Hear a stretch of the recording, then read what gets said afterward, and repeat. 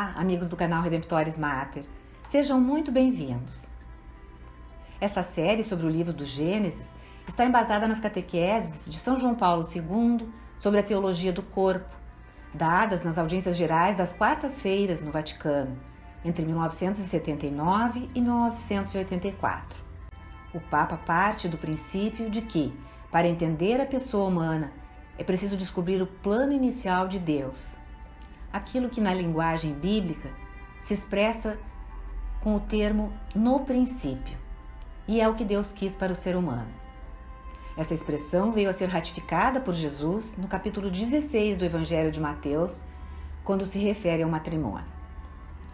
Hoje vamos procurar entender como a nudez de que falava o capítulo 2, versículo 25 do Gênesis, adquiriu um outro significado em Gênesis 3, versículo 7, que diz assim: Então abriram-se os olhos aos dois e perceberam que estavam nus, prenderam folhas de figueira umas às outras e cingiram-se.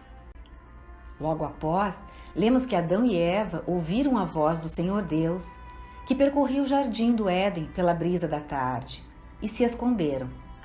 E Adão disse adiante: Ouvi a tua voz no jardim, e cheio de medo escondi-me, porque estou nu. A vergonha desenvolveu um sentido de medo diante de Deus, antes desconhecido por eles, e cuja origem não era propriamente a nudez, mas o rompimento da aliança.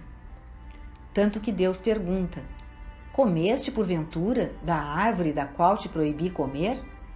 A nudez, portanto, não tem um significado apenas literal, referido ao corpo. É também uma manifestação do homem privado da participação no amor com A maiúsculo, o próprio Deus, que era a fonte da plenitude do bem destinado à criatura humana. Por isso a Igreja ensina que o homem que constatou sua nudez é o homem que foi privado dos dons sobrenaturais e préternaturais que faziam parte da sua constituição íntegra antes do pecado.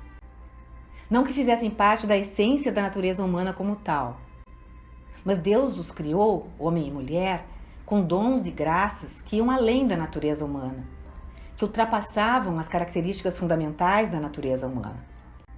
Além disso, além de perder esses dons sobrenaturais e préternaturais, o ser humano também sofreu uma perda nos dons naturais que correspondiam à humanidade no plano original do Criador, que o havia criado à sua imagem e semelhança.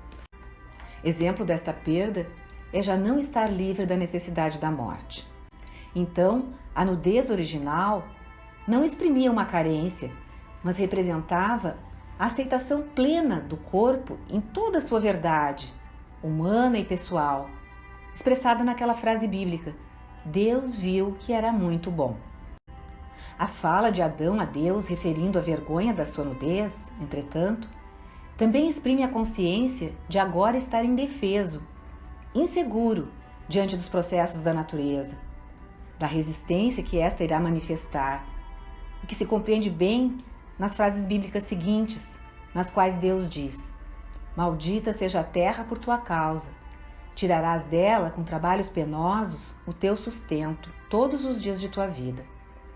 Ela te produzirá espinhos e abrolhos, e tu comerás a erva da terra. Comerás o teu pão com o suor do teu rosto, até que voltes à terra de que foste tirado, porque és pó, e pó te hás de tornar. A vergonha da nudez original ainda está relacionada a uma íntima desordem naquele ser à imagem de Deus, uma desordem tanto no eu pessoal como na relação interpessoal. Paulo, na sua carta aos Romanos, exprime isso quando diz: Comprazo-me na lei de Deus segundo o homem interior, mas percebo outra lei nos meus membros, que luta contra a lei do meu espírito e me prende à lei do pecado. Isso está na carta aos Romanos, capítulo 7, versículos 22 e 23. O medo ligado à vergonha da nudez preanuncia a inquietação da consciência ligada à concupiscência. O corpo já não é submisso ao espírito, como no estado original, mas continuamente resiste ao espírito e ameaça a unidade interior do homem. A concupiscência, portanto, é uma ameaça à estrutura de autodomínio humano. Após o pecado, o homem não domina o corpo com a mesma simplicidade e naturalidade anteriores. Há esse desequilíbrio interior que faz parte dessa nova natureza. É imanente a ela, intrínseco a ela. E esse desequilíbrio também vai se exprimir através do corpo e da sexualidade. É uma fratura na integridade do próprio corpo. A integridade que estava ligada àquela unidade na qual o homem e a mulher eram uma só carne, e aquela comunhão atribuída como missão ao homem e à mulher, que também se expressava pelos seus corpos. É como se essa função original tivesse sido posta em dúvida na consciência do homem e da mulher, surgindo um limite à doação de si ao outro com plena confiança. A diversidade da sexualidade começa a ser sentida como um elemento de contraposição entre as pessoas, desaparecendo a confiança que anteriormente era natural entre elas. Nesse contexto estão as palavras de Gênesis 3:16 à mulher: Teus desejos te impelirão para o teu marido, e tu estarás sob o seu domínio.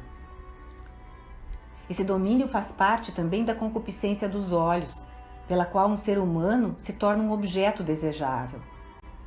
Aquele dom esponsal do corpo se transforma numa relação de apropriação e de uso, com o perigo quase constante de prevalecer esse modo de ver, avaliar e amar. Obrigada por ter acompanhado esta postagem.